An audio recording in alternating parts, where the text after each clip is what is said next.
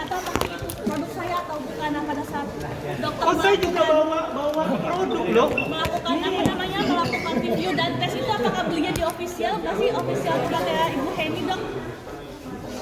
Itu biarlah nanti pihak berwajib. Geser ke pada sedikit. Ini saya ada juga beli produk, isinya brandnya A, diduga punya beliau. Official belinya? Official atau reseller? Dok, Di reseller resmi ya. Resellernya resmi ya dok? Iya dong. Tapi ini kan saya bilang saya bertanya ya di sini ya, saya bertanya ya. Nih kalian lihat unboxing dari awal ya. Ya, unboxing dari awal.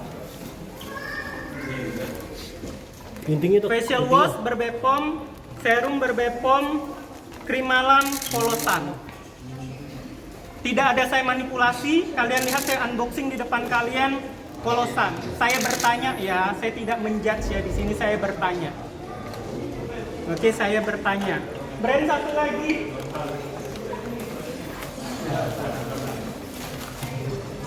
Di depan kalian saya unboxing. ini masih terkunci semua ya? Saya bertanya juga di sini.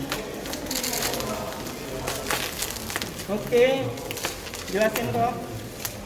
Ini juga sama, ini juga sama. Bertanya ya, bertanya Cuma ini. nanya nih. Ini juga aku sudah pernah buka nih. Ini sudah Bepom. Nih. Kalian lihat sendiri ya, ini unboxing di tempat kalian. Ibunya Bertanya ya ini, kami hanya bertanya, tidak mau polosan. judgement. Polosan. Aduh, sebenarnya kita pengen ketemu ya, pengen ketemu Mau langsung. bertanya tadi langsung di depan beliau. Tadi kata beliau bilang masih dokter-dokter masih pesen barang di. Oke, Iya. Nah, itu. pertanyaan bagus. Itu yang aku ngomong, sebenarnya itu adalah pengarahan opini yang dari tadi ya. Kita ini kan ngebongkar, kalau kita ngebongkar sesuatu, itu pasti ada perlawanan, entah apapun itu. Yang satu, merusak kredibilitas kita berdua, supaya bisa jualan. Yang kedua, pasti berusaha memecah belah kita berdua. Nah. Supaya apa?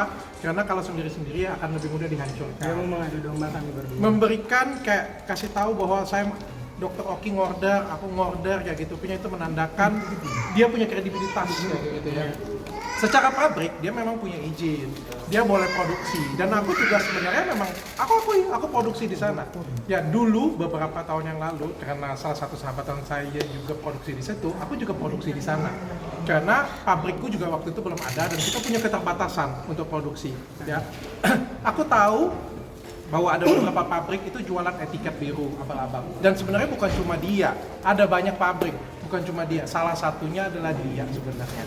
Tapi aku ada produksi di tempat dia itu produksinya Bepom dan sudah aman, sudah kita masukin ke lab semuanya sama-sama. Dan kemarin pada waktu Dokter Oki sudah mengadu, ya aku terkejut dong bahwa wah ternyata lebih besar daripada itu, lebih serem daripada itu.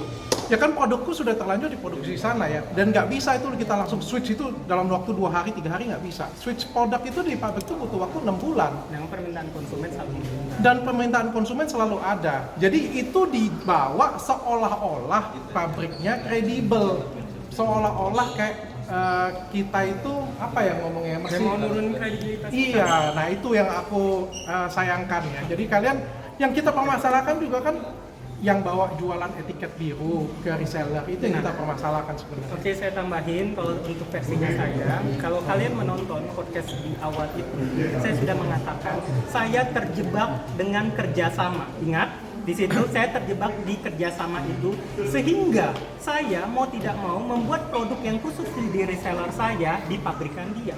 Terjebak kerjasama. Maka dari itu saya membuat brand satu lagi namanya Skinmology. Untuk saya jual di konsumen bisa keluar dari pabrik dia karena brand baru. Sedangkan brand saya yang sebelumnya yang Bening Indonesia khusus di reseller terjebak kerjasama dengan dia. Karena ada perjanjian kerjasama. Benar. Dan karena saya tahu waktu itu saya dimanipulatif, diduga oleh beliau ini untuk membuat etiket biru yang dijual di reseller dengan iming-iming aman, yang katanya bisa aman konsultasi online, apalagi waktu itu masih zaman COVID kayak gitu. Terus karena saya tahu ini tidak boleh, BPOM mengatakan tidak boleh, tidak bisa konsultasi online, maka dari itu saya memang saya tidak mau bekerja sama lagi, makanya khusus krim malamnya yang di Indonesia saya buat dari pabrikan lain. Tapi facial wash, toner, sama krim siangnya mau tidak mau karena sudah saya bilang saya terjebak kerjasama itu. Tapi saya sudah alihkan ke skincare seperti itu. Jadi inilah digiring-giring opini publik. Kalau kalian udah pinter lah sekarang ya, netizen udah lebih pinter, wartawan pun juga Kalian lebih pinter. harus lebih pintar. Ini adalah modus bagaimana cara menjatuhkan kredibilitas kami berdua. Supaya apa? Supaya bisa berjualan lagi. Jangan kemakan yang seperti ini punya. Aku minta tolong banget. Karena tujuannya adalah menjatuhkan kredibilitasku. Lalu menjatuhkan kredibilitas Dr. Oki juga. Berusaha memecah belah kami berdua. Tapi saya salut sih sama wartawan dari pertanyaan-pertanyaan kritis semua. Berarti kalian udah pinter semua dan ngikutin semua perjalanan cerita ini, sehingga kalau seandainya ada manipulasi itu kalian udah tahu. Aduh. Dok, biasanya mengatakan bahwa dokter masuk utang 22 M itu Dan ini diduga banyak banget buzzer sekarang. Ya kan kalian tahu sendiri ya, kemarin juga aku sedikit ada permasalahan di media sosial ya. Dia dengan nimbrung, mengirim buzzer, membuat berita hoax ya. Ini memanfaatkan keadaan supaya bisa menjatuhkan orang dan juga pecah belah kami. Nah ini bahaya sebenarnya sih. Tujuannya supaya bisa balik lagi, supaya bisa operasional lagi. Kalau tentang hutang, seperti sudah dijelasin ya, di YouTube juga sudah dijelaskan bahwa kalau tentang hutang itu masalah dianya memesan sebanyak-banyaknya produknya saya tanpa konfirmasi dari saya. Harusnya saya tidak membayar, tapi itu yang saya bilang di YouTube, saya dikatain Dokter Oki punya hutang untuk jatuhin karakter saya. Akhirnya ya udah saya bayar aja hutang saya per Maret 2024 sudah lunas. Apa lo?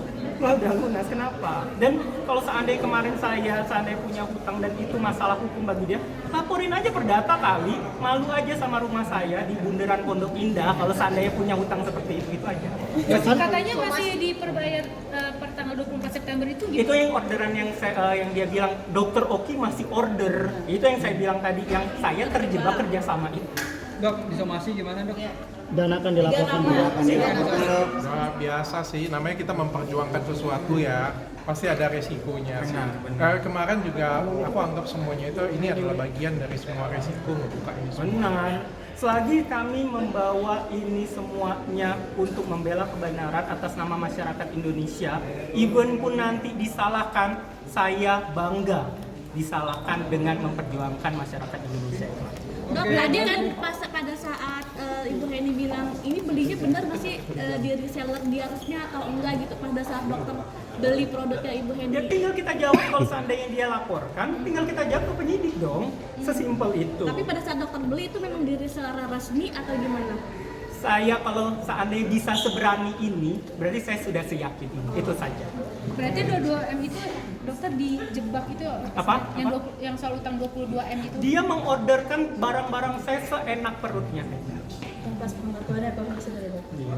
Ya, sesimpel ini aja, kalau punya hutang kenapa nggak laporin saya kalau nggak bayar hutang? Ya tahu tadi dia bilang berapa itu, dan juga sudah selesai ya. Jangan nanti narasinya Dokter Oki belum bayar hutang, sudah selesai Maret 2024. Artinya Dokter Oki terjebak ya dengan kerjasama itu ya? Oh, kalau kalian nonton aja YouTube-nya. Mau tabayun nggak dok sama Ibu Heni? Nah kita mau tabayun Tadi mau tadi. tabayun kan mau datang, kok nggak dibolehin. Tadi seakan-akan iya mau ini, kami datang kok nggak dibolehin. Artinya mempertanyakan tabayun itu gitu. Nah itu dia, maksudnya kan kok beda di mulut sama beda sama apa yang terjadi. Terakhir komunikasi baik dengan Ibu Heni kapan dok? Terakhir bulan Juni kalau nggak salah ya, saya mau nanya-nanya tentang produk kayak gitu. Walaupun pada saat itu diduga beliau jelek-jelekin nama saya. Saya orangnya, kalian lihat deh track record saya itu tidak suka huru-hara, tidak suka nyenggol-nyenggol orang. Kalau saya sampai di titik sekarang seperti ini, kalian bisa menjawabnya kenapa? Tadi dibilang nyebut katanya sakit hati dokter, katanya sakit hati karena diputus. kerjasama diberhentikan. Kerjasamanya diberhentikan sama Bu Heni. Dari situ mulai menyerang. Yang harusnya ditanyakan kerjasama diberhentikan, saya yang tidak mau lagi kerjasama karena dipaksain, diduganya dia memaksa saya untuk menjual etiket biru. Itu ada buktinya, tanya ke Bepom aja ya, tanya ke Bepom ya soal itu ya. Seharusnya saya yang bilang seperti itu. Berarti yang manipulatif siapa? Kalian kalau mau orang yang netral tanyanya ke Bepom. Oke ya. Terakhir mungkin untuk masyarakat luas semuanya ya, ini jangan mudah dipecah belah, jangan mau dipecah belah semuanya, karena tujuan kita satu. Nggak mungkin mafia itu kasih, oh iya terima kasih atas masukannya, memang benar saya mafia, memang benar kami buka etikat biru, memang benar saya salah. Nggak mungkin, pasti ada perlawanan di sini ya, pasti ada, entah dalam bentuk apapun perlawanan itu. Makanya kita harus kompak. Aku dengan Dr. Oki di sini kita kompak sampai ujung, sampai akhir. Saya masyarakat Indonesia juga bantuin kita semuanya. Terima kasih. Ini gimana reaksinya nggak bisa ketemu? Reaksinya gimana nggak bisa ketemu langsung? Dari saya, untuk kami tahu yang kami lawan ini adalah puncak mata rantai. Maka dari itu kami memilih kata-kata sekali untuk menyampaikan apapun itu.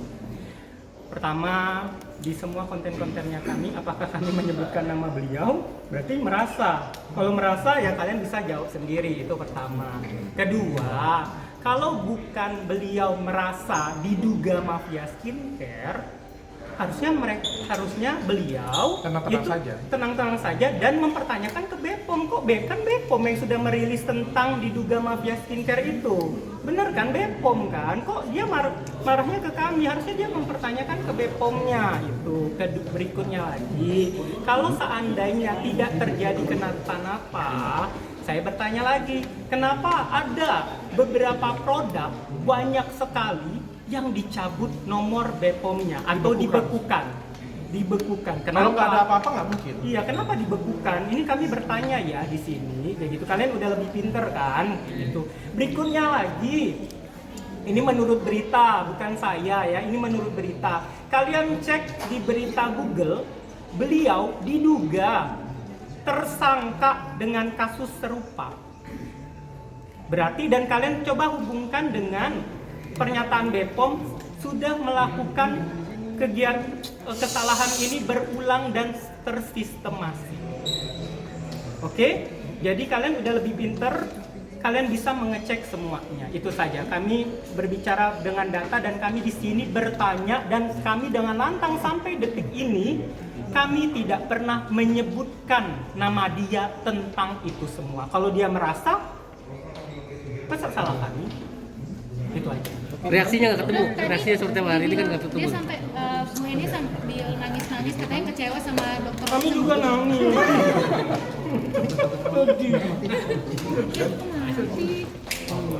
Udah ya. Reaksinya nggak ketemu. Sayang banget nggak bisa ketemu ya. Ketemu Ibu Heni lagi nggak ada sih, mau nyari Ibu Heni nggak? Sebenarnya Bu Heni mungkin Iya mau temu nih. Mungkin ada pesan buat Ibu Heni ke Halo sini. Ibu Heni, I love you. Bu, saya undang loh Bu. Saya tuh Iya benar-benar. saya tuh memberikan keterbukaan. Saya ngundang Ibu ke podcast saya sebenarnya untuk memberikan keterangan secara langsung. Jadi Mama Tabayun berarti ya Nggak dokter ya? dibahas cadangku. Ini jadi Mama Tabayun sendiri kalau saat dokter Richard mengundang Ibu Heni untuk Iya ya, aku kan tabayun ya. Aku sih pengen tabayun ya, pengen tanyain langsung lah, pengen konfirmasi secara langsung. Ajak aku ya. Sebenarnya ya, aku sudah janji dengan dia juga. Sebenarnya kalau nggak ada salah ya, nggak jadi masalah ya, konfirmasi aja di sana sih. Oke, Oke, bagus. siap. Terima kasih dong. Ya, semangat ya buat kalian ya.